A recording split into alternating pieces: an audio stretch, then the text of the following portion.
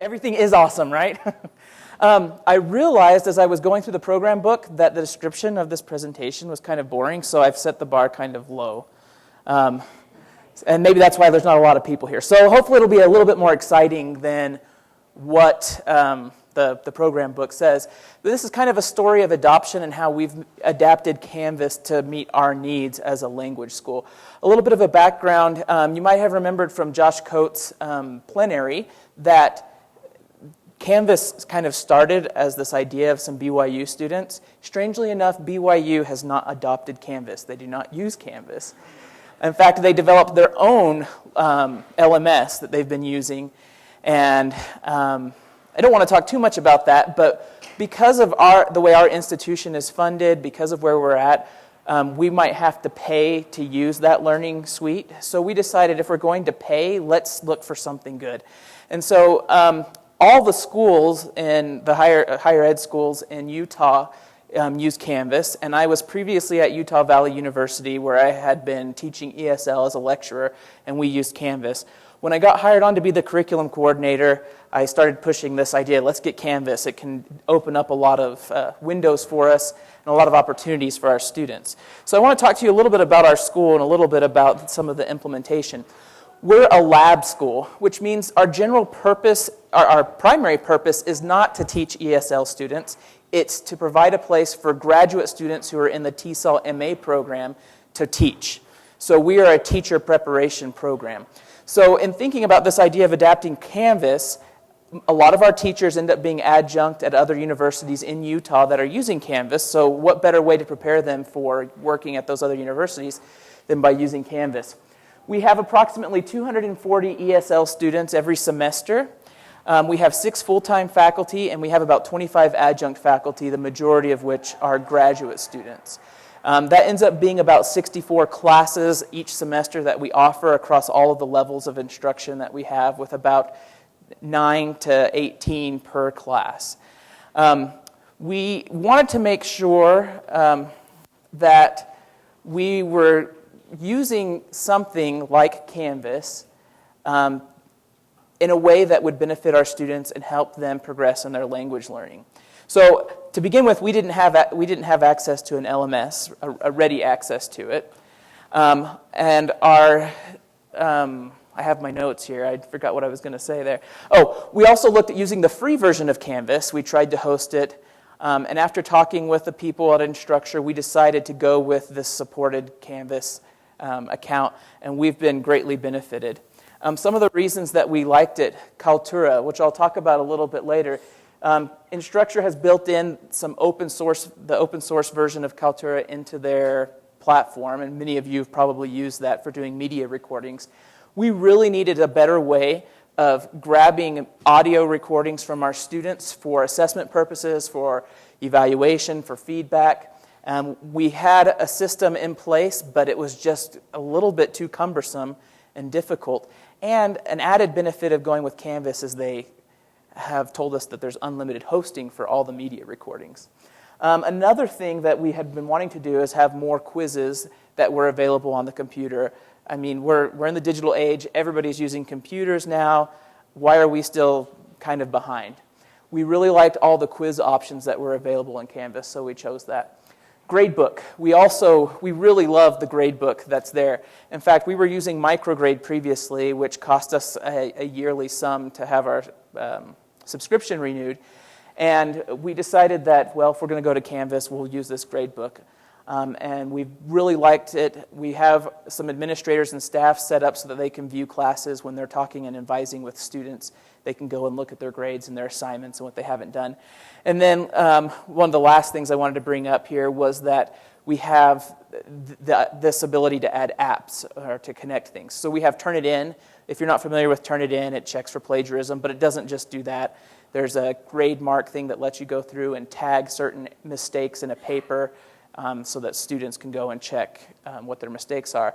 It also has an automatic checker, which is not perfect, but it's pretty good. And you can say that you have ESL students, And when they submit it, it will check and look for some common errors. It doesn't find all the errors in their writing, but it's a good place for teachers to start. So this was a great tool that we could use, and BYU already had a account with Turnitin, so it was just a matter of adding that.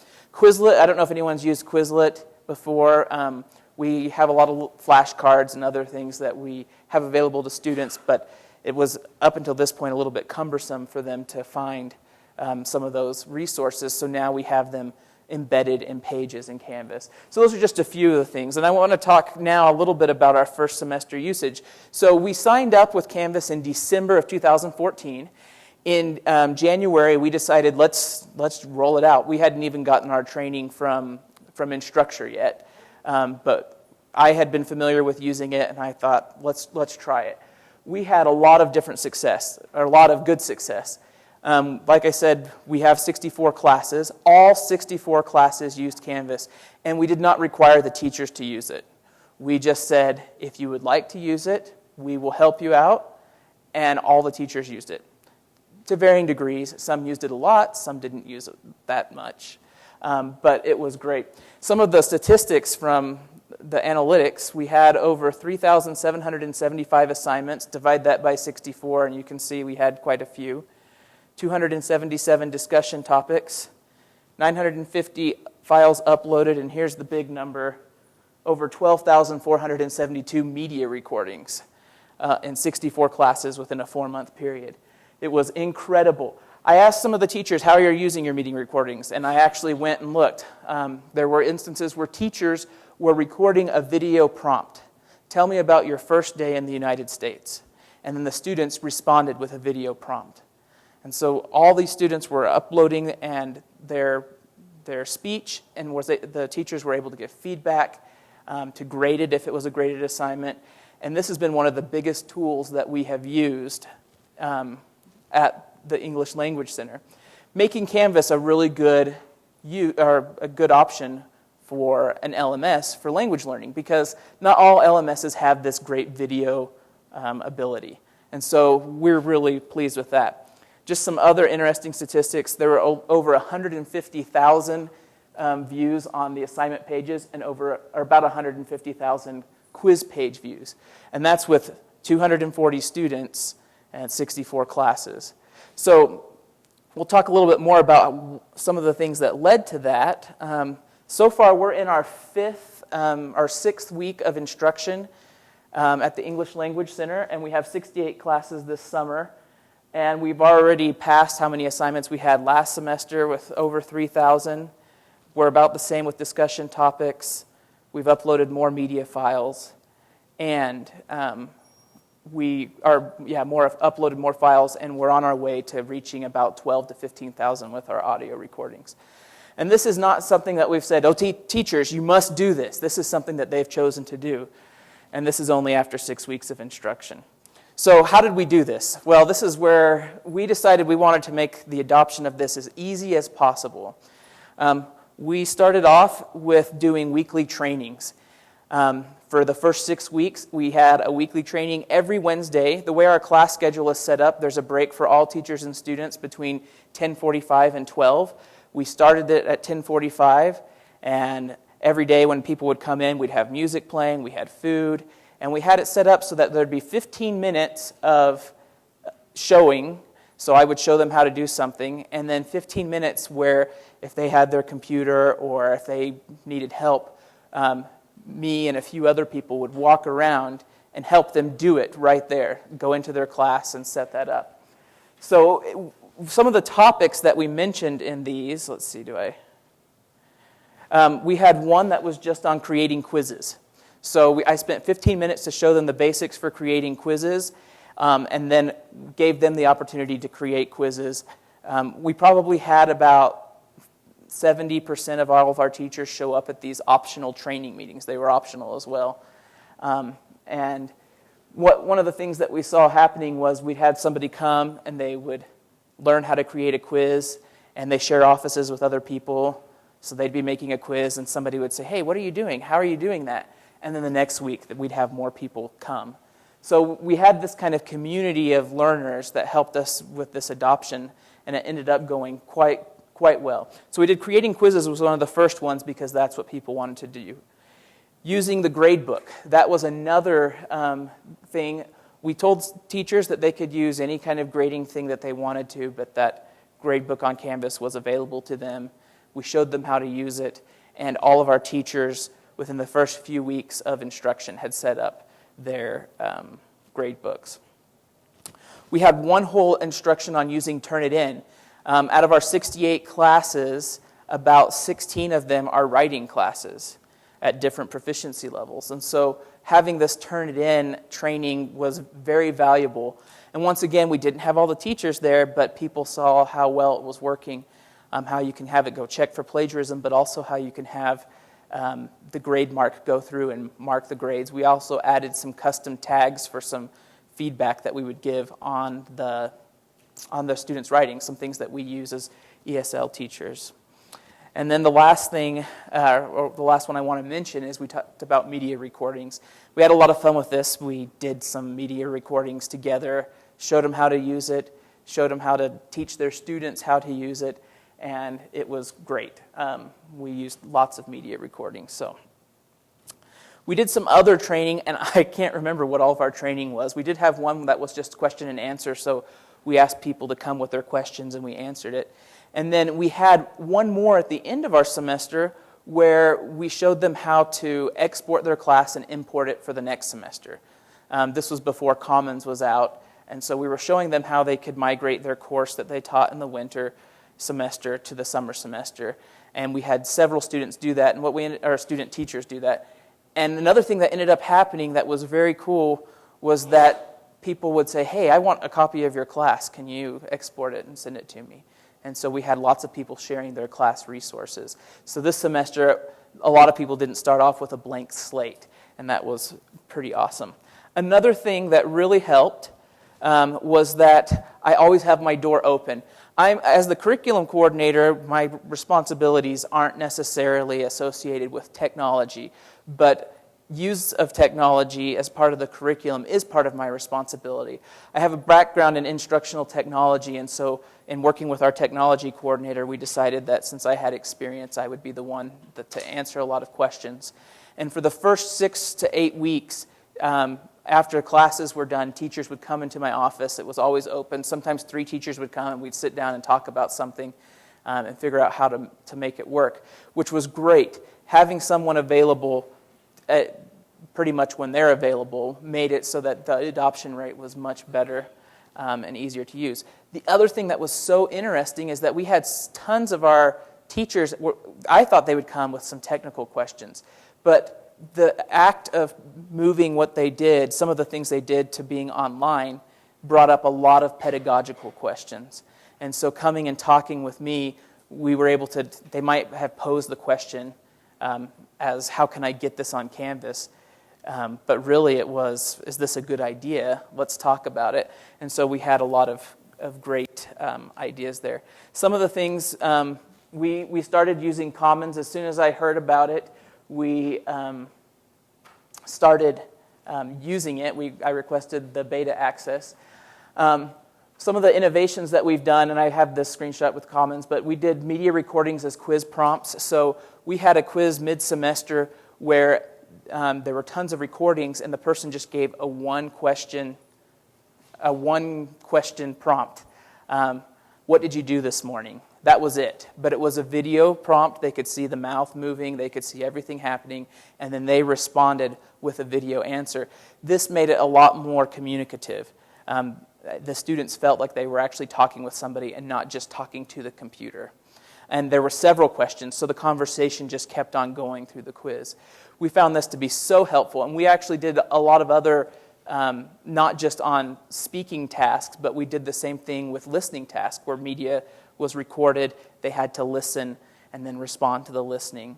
And I'll come back to that here in a minute. Also this is something I talked to one of the people last night at the hack night. What we would really like is have a question type that would allow students to submit their recording using the recording functionality that's in the rich text editor, instead of having to make it an essay option and explaining that they need to click on the video thing and record. But we've started getting a lot of our quiz responses like that, whether it's a video prompt or it's an audio prompt or if it's a text prompt. One of the things that is very common in ESL instruction is this idea of integrated writing. Integrated writing is something that's tested on the TOEFL test, and there's 3 components.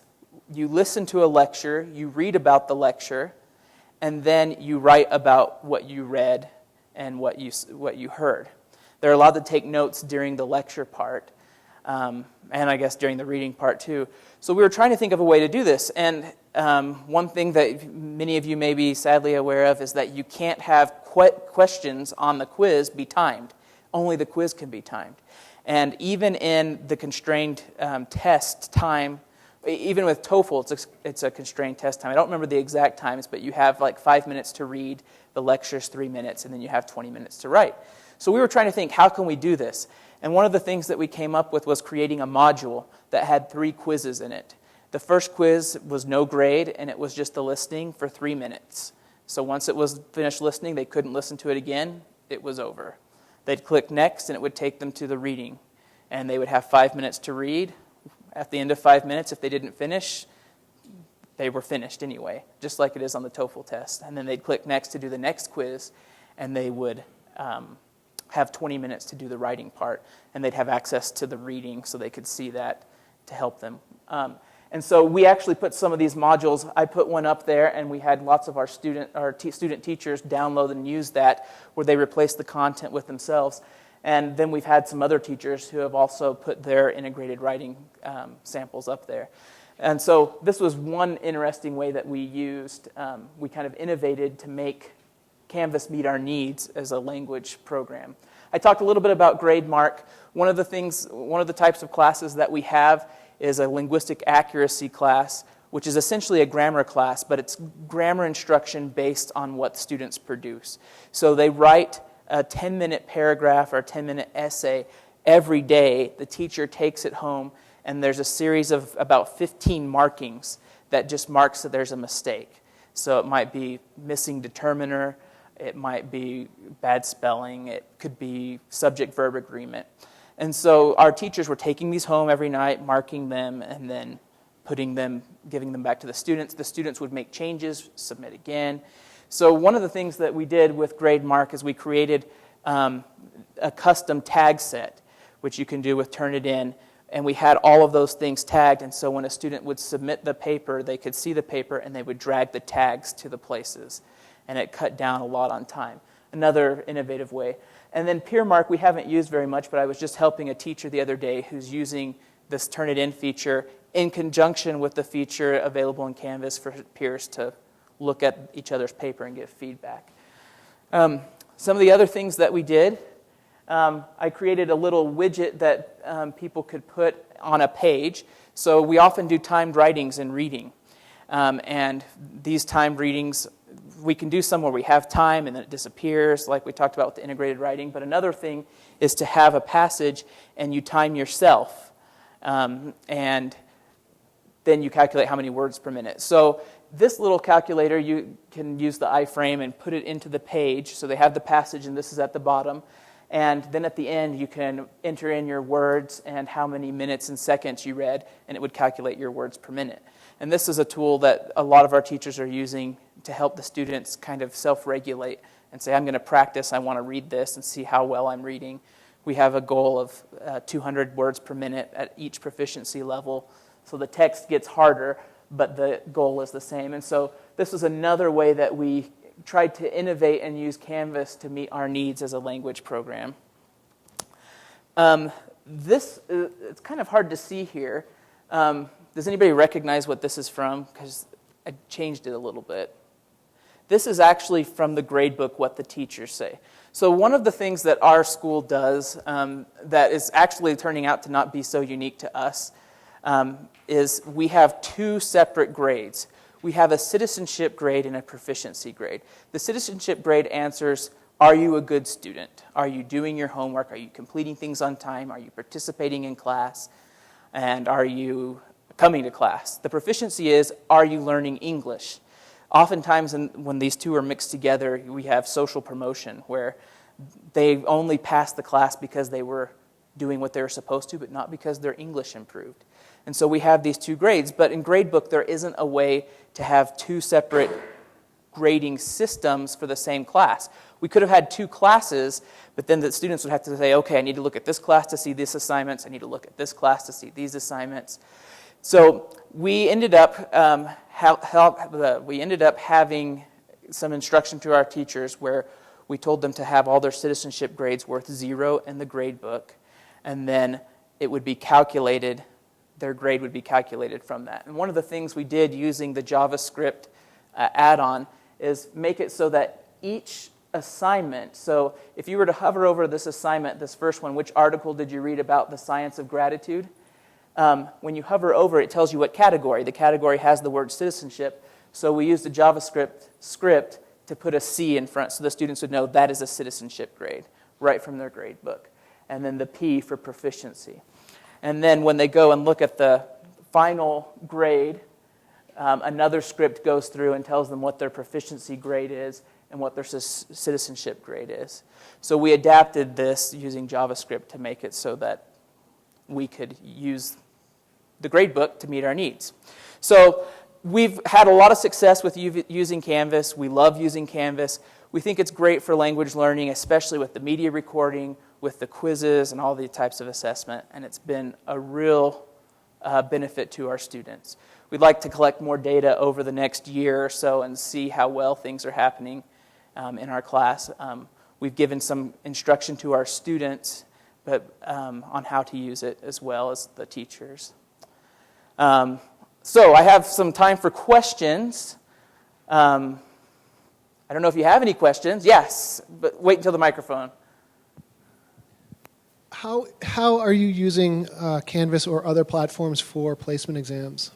We actually have written our own placement test. But I'm glad you brought that up. So we have our own placement test system, and it was using, without getting into too much detail, it was originally written with HyperCard, which is a long time ago, then Revolution, and then nobody ever updated it to the new one, which I forgot what its name was. And so we were in the process of moving it all to be web-based, our placement testing and our final exam testing. What we ended up doing, though, this last semester is we wanted to see how well Canvas would work for it. So we actually had our program midterms all given on Canvas. And the way that we did that, we created a midterm class. All the students were enrolled in the class because it was a standard midterm, and then they went and took it. I'm sure the same thing could be used for placement. Our system that we have works great for placement. So, great question. Yes, there's the microphone. Oh. First, thanks, Ben. I really appreciate it. You're doing some innovative things with Canvas that I think could be applied outside of the foreign language domain, so I've really enjoyed it. Do you localize, are you using any of the built-in localizations within Canvas is the first part. And second, if you are you also using, I don't know if it's done through JavaScript or CSS, any of your own localizations that aren't part of the Canvas suite? Localizations as in the interface is translated. Oh, yeah, no. We've made it all English because we want them to have it in English. When I was at Utah Valley University, it was set up so the students could change it to their language, but we have it so that it's English only, which at first is hard, but pretty soon students figure out what assignment means and what syllabus means. Thank you. Yeah.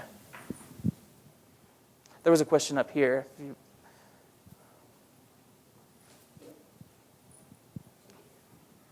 When you're using Turnitin, you're integrating it with, we've used Turnitin, but it only would check for plagiarism. And so you were saying, is it an annotation feature that you're seeing, or does it do a grammar check for you? It does both. It does both. So that's just how you've integrated the LTI? Yeah, so if you use the built-in, the Canvas branded integration where you put, it doesn't have all of those features. I know, it stinks. Yeah. It could be better. It could be better.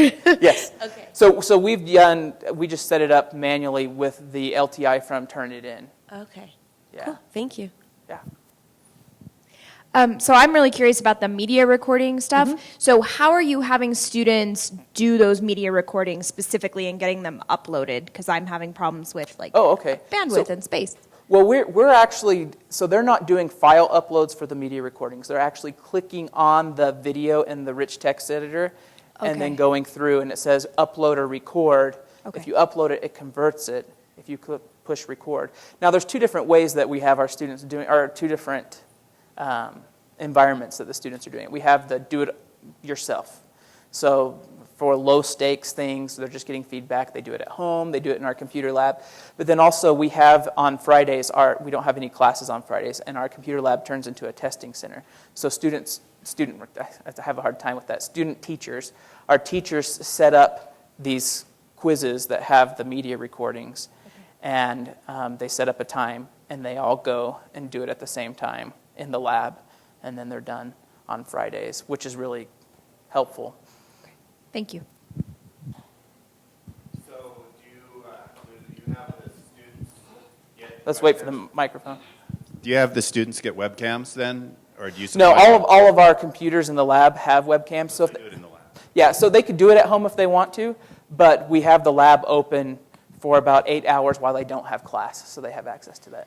Hi, I'm really pushing towards videos within assessments, and I'm wondering if you've dealt with that. And then they are able to view videos unlimited amount of times. So if you had tried this, is there a way to then restrict that to have them hit the play button only a couple of times? Is there a back end fix for that? I'm just curious if you've experienced that. So this goes back to the timing of questions, which would be great. So when we create if we want it to be only listened to one time, we create a separate quiz that is not for a grade, that's part of a module. So it plays the recording when they start the test, and the time on the test is just a little bit longer than what the video is. So that way if the video takes 10 seconds to start, they don't miss part of the video. And then when they're done with that, it automatically ends because the time's up, and they click next, and then it can go to the questions, which could be timed or not timed. Does that make sense? So that's and then your other question, the first one, kind of the same thing? Yeah, it's all based on Yeah, so we do video and audio recordings all the time and we use Canvas for most of the course or class-based assessment. For our program-based assessment, we use other tools just because we have a system that we've been using. Yeah. Next question back here. Are you exploring content delivery at all with any of your faculty? So flipping lectures?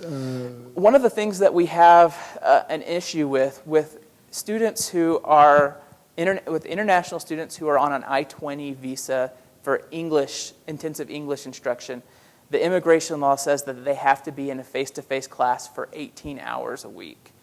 I think it's actually a little bit different, but 18 hours is what it ends up being.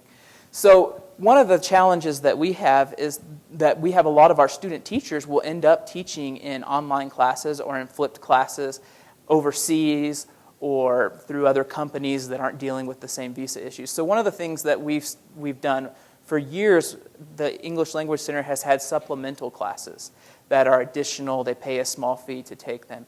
And one of those is a TOEFL prep class. We actually have a group there's 2 graduate students and one of our administrative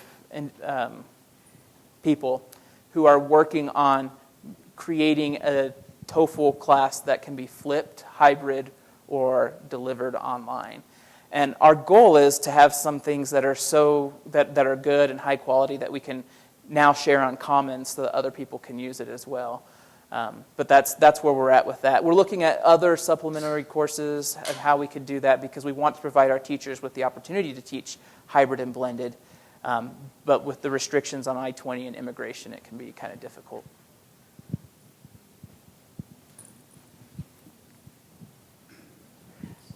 How do you manage the sharing of content between different instructors? I know you use Commons, but do you do that any other way? Do you have them like back up a file and put it somewhere? Yeah. So before we had access to Commons, what we actually talked a little bit about this in one of our trainings. You can go through and export the class and get the Canvas file, and then students or teachers would email it to another teacher, and they would import it. There were some cases where somebody would say, I want to see what this class looks like. This person has given me permission. Can you help me? And I would go through and do it with them. The other thing that we've done too is and this happened a lot more last semester. This semester it hasn't come up because of Commons. If a teacher wanted to see another class, we would add them as a teacher.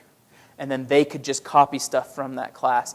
And that was really helpful. In fact, one of the things that we did last semester is we had a class that we set up that all the teachers were in. And they could create things there that other people could copy and paste from. We're not doing that now because we have Commons, but we still use the groups feature. So we have a group for the different skill areas that are being taught, and they can share things back and forth, not in the same Canvas way, but they can use Commons for that. So, great. I think that's about time, right? Yep. Well, thanks for coming. If you have other questions, feel free to come ask me.